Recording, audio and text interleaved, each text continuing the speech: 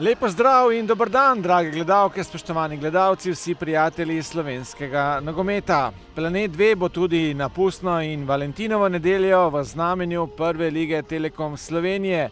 S 3 preostalimi obračuni se nadaljuje 21. krog, nedeljski spored pa začenjamo v Sežani. Dolga žoga proti Kadriču. Napaka, potem zdaj v obrambi Tabora priložnost in žoga je za las, zgrešila zdaj cilj. Kvao, sam je tam Briški na desni strani, zdaj preigrava Briški. Vrača žogo do Mihaljeviča. Dominik Mihaljevič, ostra podaja Rovas, priložnost za Tabor, ali bo žogo nekdo le spravil v mrežo, nijo. Proti Mariboru. In tam nevarno in gol. Aluminij vodi v Sežani z 1-0, izkoristili so gostje tole prekinitev. Prosti strel, potem pa najprej odbita žoga Koprivca.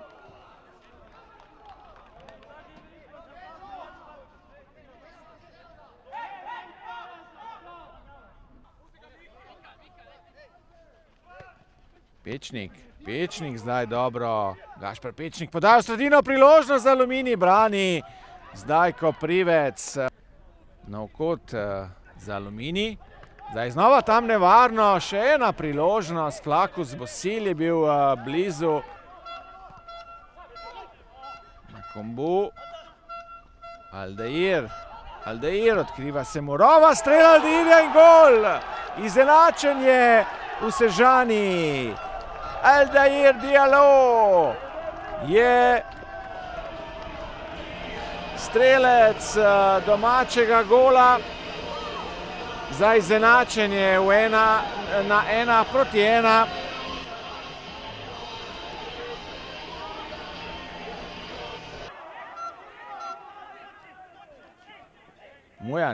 Mujan, dobra žoga do Kadriča, priložnost za Aluminij, Haris Kadrič je sprožil in brani zdaj Koprivec. Makombu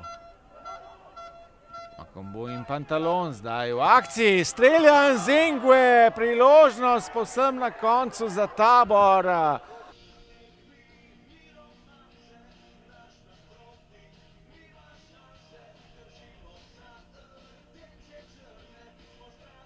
Na domačem terenu je vedno želja, ali pa na vsakem terenu je vedno želja zmaga.